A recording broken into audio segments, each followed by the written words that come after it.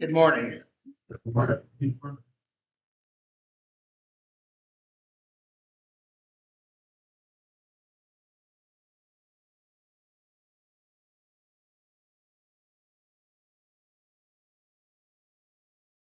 Well, the big news globally this week, President Trump has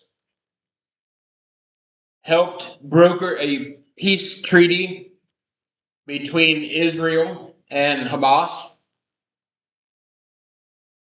It is a 20-point treaty that I'm not sure any of us fully understand yet. It is supported by quite a few countries. The list that I could find includes at least these countries: Hamas and Israel, of course, France, Germany, Russia, Italy, Spain, the United Arab Emirates, Egypt, Turkey, Qatar, Jordan, Indonesia, Pakistan, and the United Kingdom. Quite a list. Not all points of this treaty have been agreed upon yet by Hamas, but Israel has accepted this treaty. And the first phase is going to be kind of a multi thing. I don't know if you've all heard this yet or not, but part of it will be all remaining hostages will be returned. Those living and those that are dead, all will be returned. It's supposed to take place by tomorrow. In return, Israel has agreed to partially retreat their military to a certain point. In return, Israel is supposed to release 250 prisoners that they have.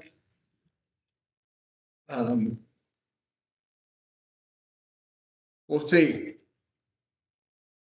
We'll see how this goes. I believe the president is supposed to be in Israel today.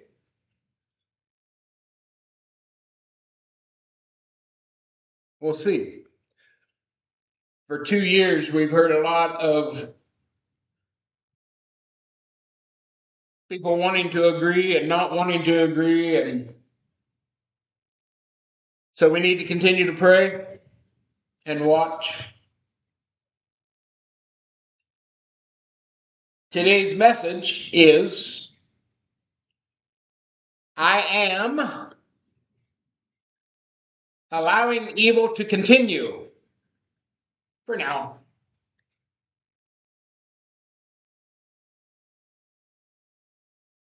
Not something we think about usually when we think of Christ. I am allowing evil to continue for now. And it comes out of Matthew 24, 1 through 14. Thank you for reading that. Matthew 24, 1 through 14. This is just after the triumphal entry that Jesus made into Jerusalem. And there were a number of days that he went to the temple and he taught and cleared the temple and did some things. And so in verse 1, Matthew 24, verse 1, it says, Jesus came out from the temple and was going away when his disciples came up to him to point out the temple buildings to him.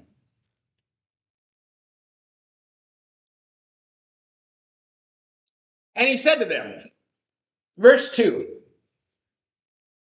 do you not see all these things?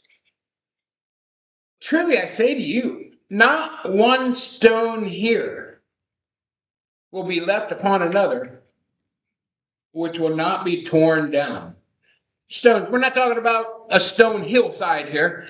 We're talking about the stones that built the buildings. They didn't build them out of timbers and 2x4s and studded walls, and they were stones. These buildings were stone overlaid with gold. Beauty. And that's why the disciples are like, that's beautiful stuff. And Jesus is like, people, you're crazy. It's all going to be gone.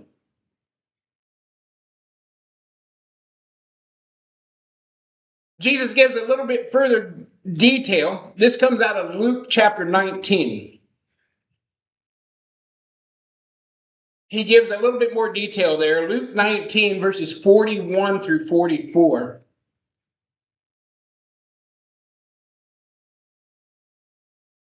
It says, when he approached Jerusalem, my guess is this is at the time of the triumphal entry. It doesn't specifically say, but it was at that time of the triumphal entry. When he approached Jerusalem, he wept over it. He wept. Jesus wept. Jesus, God, a man of deep feelings and compassion. It's not the city itself. He wasn't crying over the buildings that were going to fall down. He wept over the people in Jerusalem. He is a God who feels deeply, and he is greatly concerned with his people. This passage, again, takes place at the time of the triumphal entry. And he knows. He knows he's going to get on this colt right into town. People are going to be celebrating and hooting and hollering. But he knows the hearts of the people. He knows how quickly they're going to turn on him. He knows how quickly they're going to turn, ask that he be killed. Because their expectations of the Messiah, of what he was supposed to do, isn't going to be met.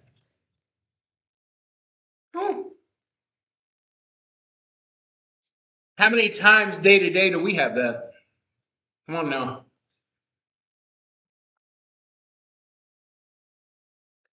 How many times have we said, Jesus, you didn't come through for me like I thought?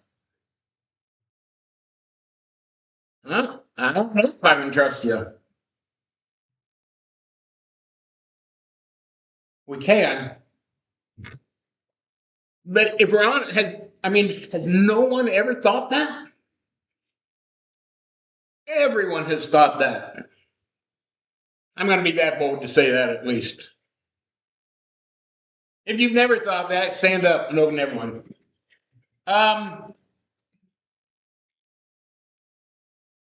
So we see his compassion. He wept. He weeps over Jerusalem. Luke 13:34. Jerusalem, Jerusalem, the city that kills the prophets and stones those who are sent to her. How often I've wanted to gather your children together as a hen gathers her brood under her wings, and you would not have it.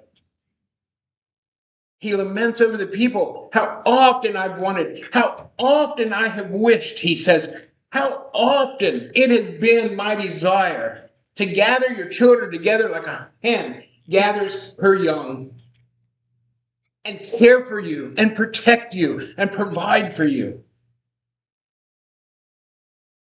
And yet Israel kept running to other gods, idols, self-righteousness, belief that, we follow what the Pharisees teach, we're doing okay. and they trusted in a Messiah, but a Messiah made in their own image that did what they wanted.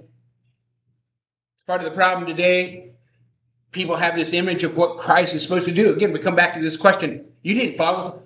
I thought you were going to, and it didn't happen. And that's why we have to continue to walk in faith.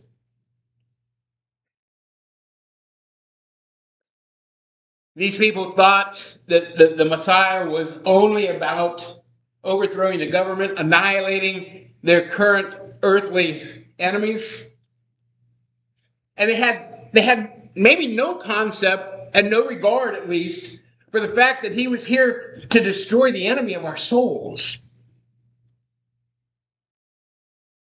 And so he just cries over there, wept. He bawls his eyes out. That's what I picture with the word wept.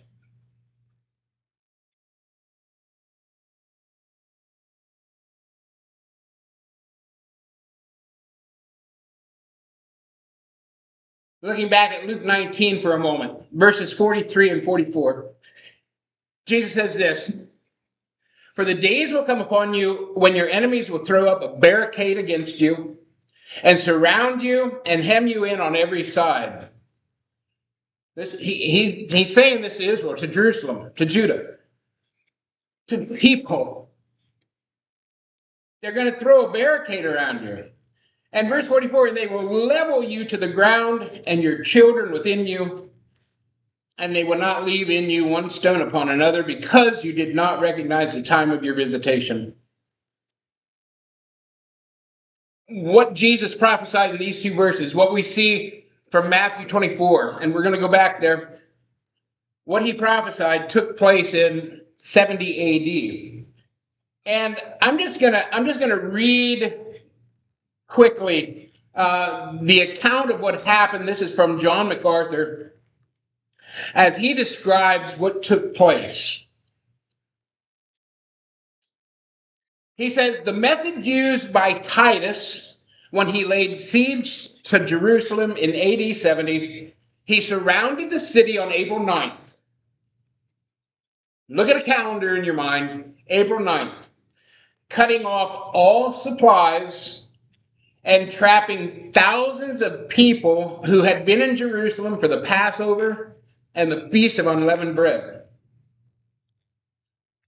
That had just been completed. Now think for a moment with me here. Not only thousands of people that lived in Jerusalem, but thousands of people that had come for the Passover are now trapped in the city.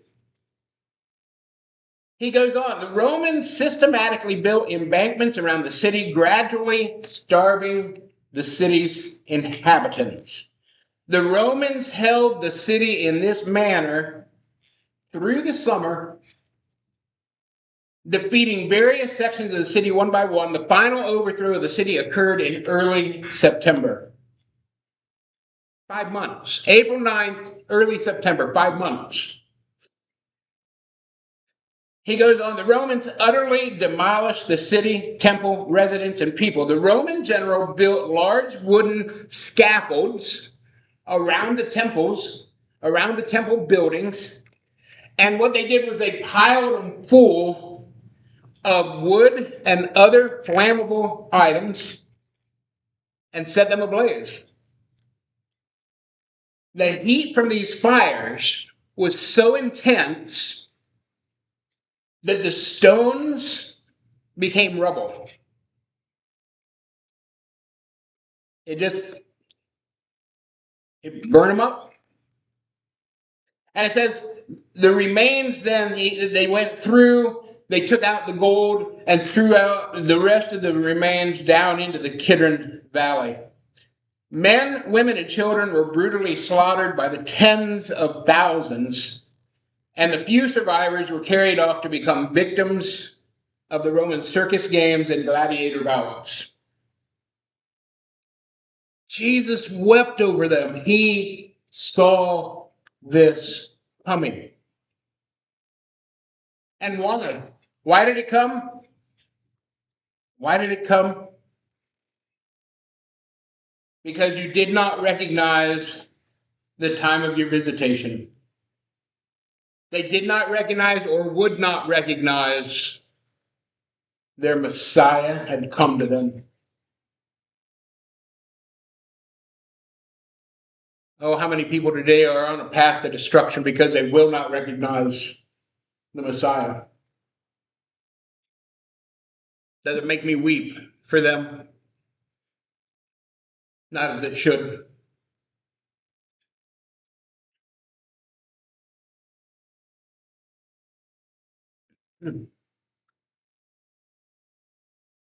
Let's go back to Matthew 24.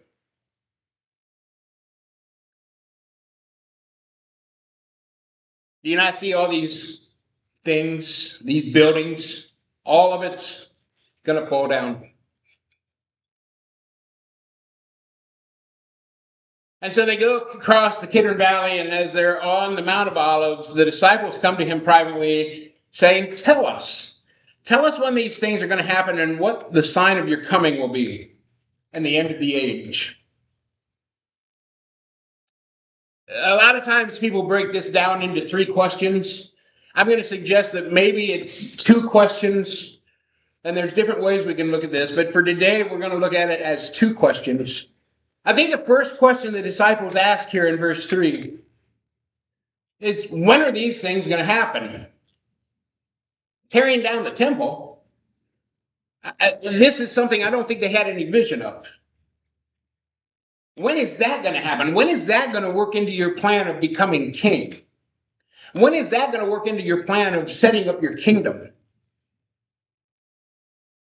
Now, they would have known about Ezekiel's temple. Ezekiel's temple is recorded in Ezekiel chapters 40, 41, and 42. More details through the rest of the book through chapter 48. But especially those 3 chapels talk about how the temple is supposed to be built. And so the disciples definitely would have been aware of Ezekiel and the temple that was supposed to be built. But again, maybe the temple that they had would be reconstructed or added on to, or something had to take place for Ezekiel's temple to be built. But a concept of actually everything falling down first, everything being annihilated first. So they come to this question, when is that going to happen? And then I think their second question in verse 3 is this: when is that going to happen? And so what are the signs then that we should be looking for of your coming? Well, what coming did they expect? They already believed that he was the Son of God, that he was the Savior, that he was Israel's Messiah and Redeemer. That's what Peter said in Matthew 16:16. You are the Christ. You are the Son of God. So their question then about his coming is, when are you going to become king? When are you coming? When are you going to come into, when are you going to fulfill the promises that you have given us in the Old Testament and the New? I mean, in Matthew 16:27 and 28, Jesus says the Son of Man is going to be coming in the glory of his Father with his angels and will repay every man according to their deeds. When they hear this, they're probably going, woof! Repay them, get them, you get them. And Jesus goes on, he says, truly, I say to you, some of you standing here will not taste death until you see the Son of Man coming in his kingdom. Bring it on, let's go.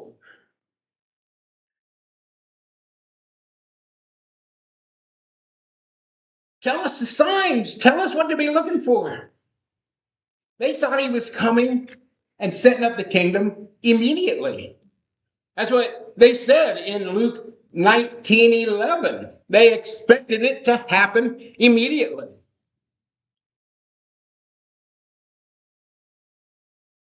Daniel's 70th week necessitates the end of this age. What age? The age where Israel's under the control of someone else.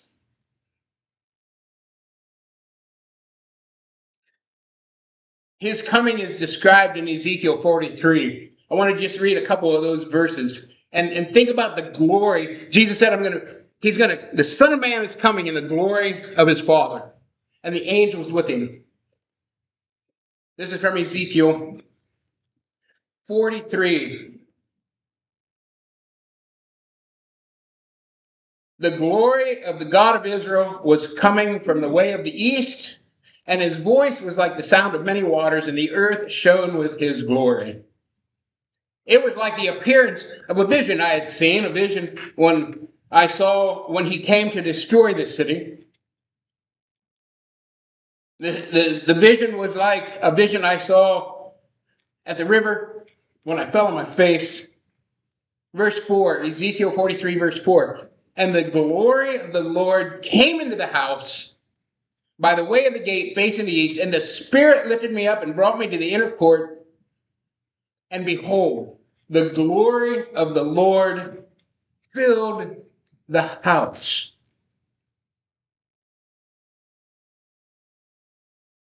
Verse 7, he said to me, Son of man, Jesus is speaking to him in this vision. Son of man, this is the place of my throne and the place of my soles of my feet, where I will dwell among the sons of Israel forever. He's on earth. When are you coming into your kingdom? What are we supposed to be looking for? When are you going to set this up? They expected you to be there, happen immediately, and take place and never leave. Again, we have expectations of our Lord. When they don't happen, what are we going to do? What are we going to do?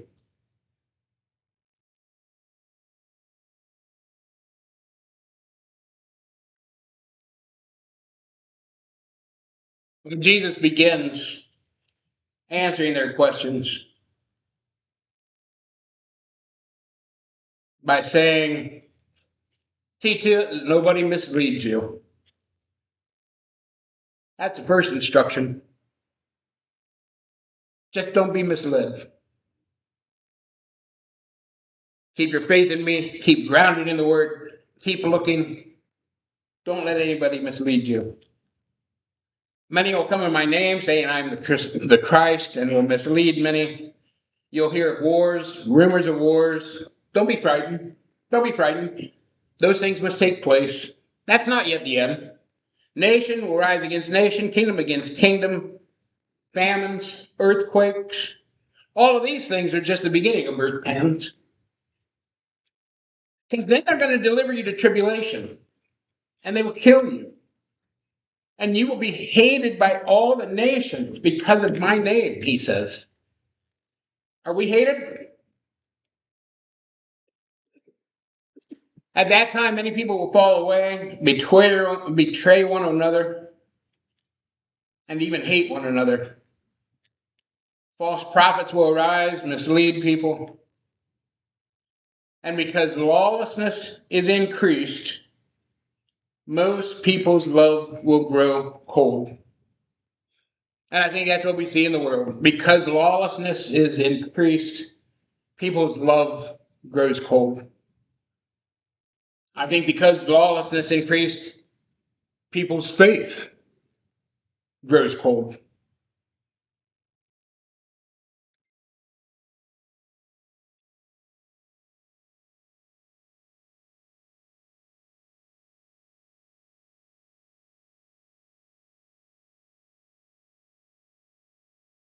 If we go back to verse 6,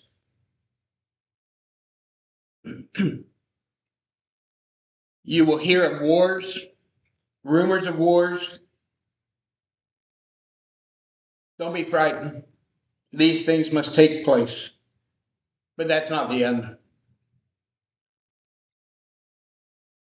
7, 8, and 9, nation against nation, kingdom against kingdom, earthquakes, famines, persecutions, hatred, killing. But these things must take place.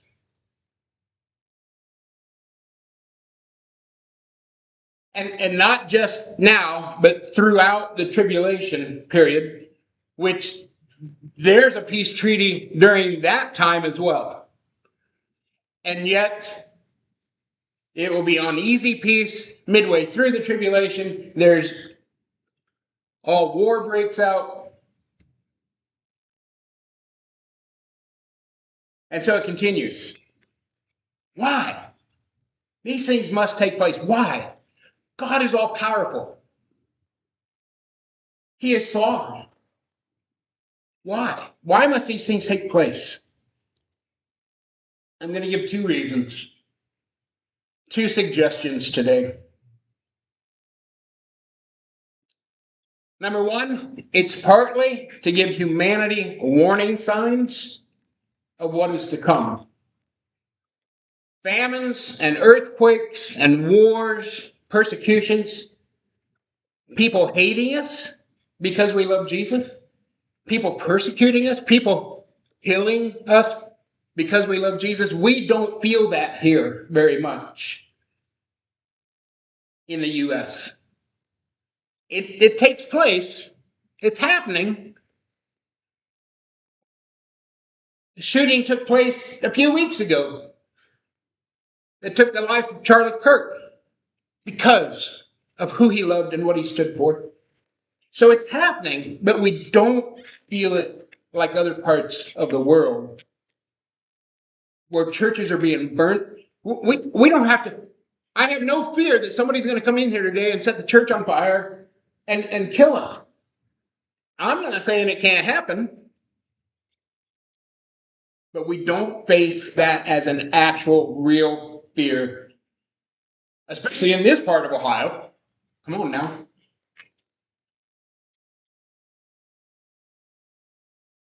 But it's a warning. These things must take place because it's a warning to people of what's going to happen. As horrible as these things are that are listed, they dim in comparison to actual hell and permanent separation from God. We may use the phrase, "Oh, that's hell on earth." I've heard that phrase. I said a bad word twice.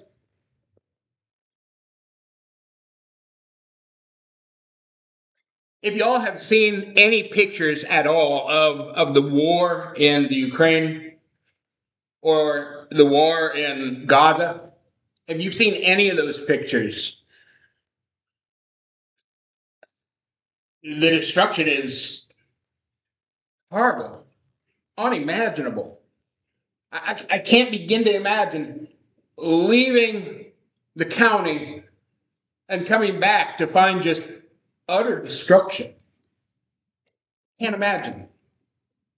And yet it all pales. What's going on all pales to the permanent destruction of our bodies and soul in hell.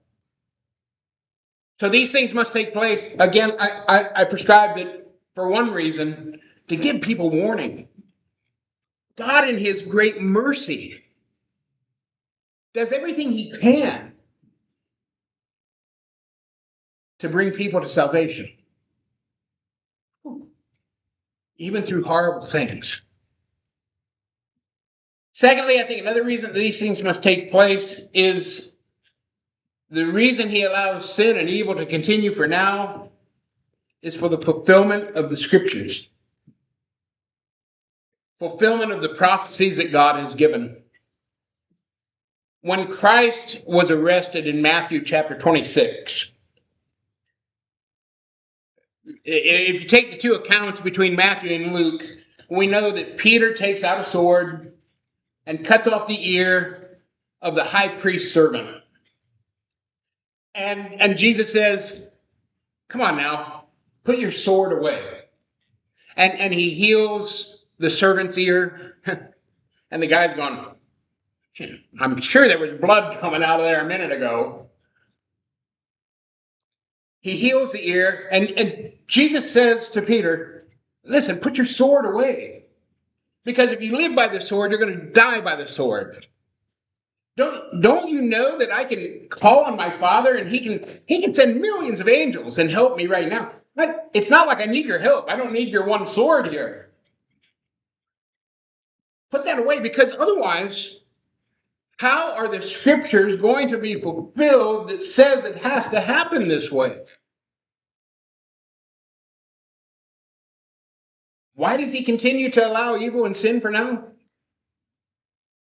To fulfill the prophecies, to fulfill his ultimate desires of bringing people to salvation. Sin and evil seems to just run rampant in our world. Not just seemingly, it does. We see it. There are examples everywhere.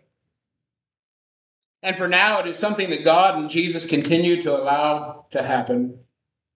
It's not a very satisfying answer today, I don't think. It's an answer. Some of the things that take place are happening to fulfill Scripture. Some of the things happening are because of human decisions, human sin. But God uses it to bring people to salvation. The amount of people that have seen messages on YouTube and Facebook and Instagram of Charlie Kirk sharing his faith, challenging current belief systems, the amount of people that have started flooding churches because of that murder, staggering. Why did it have to happen? Why couldn't God bring it about another way? I don't have an answer for that. And yet, the Sunday of the memorial, Erica Kirk stood there, and I think I shared this with you. Erica Kirk stood there and said, God help me. I forgive the shooter. Because that's what Jesus did. Father, forgive them. They know not what they do. And because that's what Charlie would want. I don't know if you heard the next part of that story that took place over the next few days or week or whatever. You know who Tim Allen is? Anyone hear the story? Couple?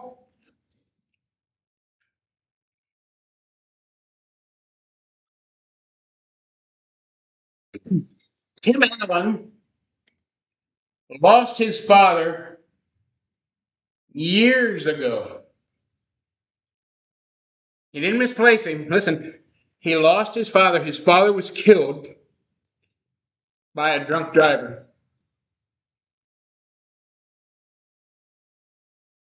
And apparently, when he heard Erica forgive that shooter, the Spirit of God touched his spirit.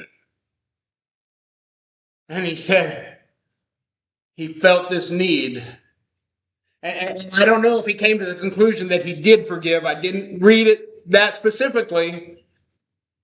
But the Spirit of God touched his spirit and said, after these 20, 30, 40, 50 years, whatever it's been, that he has not forgiven that drunk driver. He said, I don't even know how he said it. I'm not quoting him here. He felt compelled to forgive. Out of tragedy, God brings amazing things. Why can't he do it other ways? He can, and yet he works through the worst of situations. So I want to end with this. I don't want to end that, well, we live in this world and it's full of evil and nothing we can do about it. I want to end with this.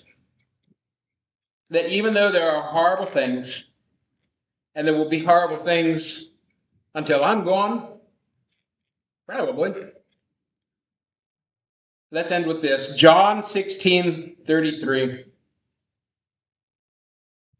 Jesus is speaking to the disciples, and he's telling them things that are coming, specifically about his own death. God feels pain, people. Jesus wept. God feels pain. He watched his own son die on that cross, murdered for something he didn't do. And so Jesus says this, I have spoken this so that in me you may have peace. In the world, you have tribulation. It's not an option. He doesn't say maybe. He doesn't say, well, you might get by without. In the world, you have tribulation, but take courage. I have overcome the world. We certainly don't see that fully yet.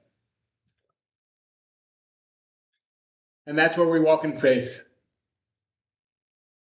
You didn't fulfill this aspect of my life like I thought, but I take courage because you've overcome. The end, we know what happens. Abraham, I'm going to make you into a great nation. For 25 years, he's gone, well, when's that going to happen? But in the end, he had his faith. And he continued to trust. And even was willing to sacrifice his son.